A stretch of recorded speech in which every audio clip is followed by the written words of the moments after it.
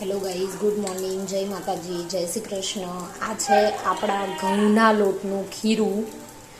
ઘઉંના લોટની અંદર આપણે બધા જ વેજીસને કટ કરીને નાખ્યા છે, બરાબર છે. કોથમીર, લીમડો, ડુંગળી, ટામેટાં, બટેકો, પછી મકાઈ, આ બધી જ વસ્તુઓ એડ કરી છે.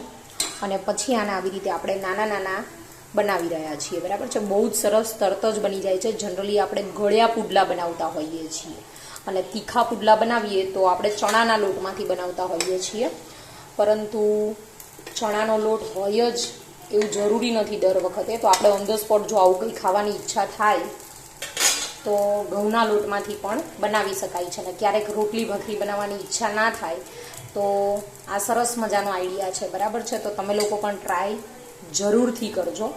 આમાં આ સિવાય મેં અજમો, પછી મરી પાવડર અને જીરું પણ એડ કરેલા છે. અને મીઠું, મરચું, હળદર, એ તો તમને ખ્યાલ છે, થોડી હિંગ, આ બધું તો આપણે નાખતા જોઈએ છે.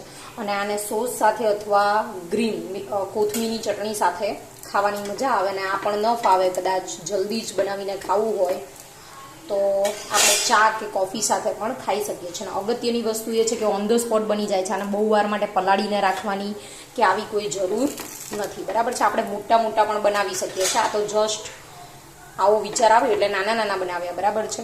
બાકી આપણે આખા મસ્ત રોટલી જેવડા જે પુડલા બનાવીએ એ રીતે બનાવી શકાય છે. અને પુડલા કરતાં પણ ઇઝી વેમાં ઉથલાઈ જાય છે, એટલે વાંધો આવતો નથી. Thank you so much. તમે લોકો પણ ટ્રાય કરજો.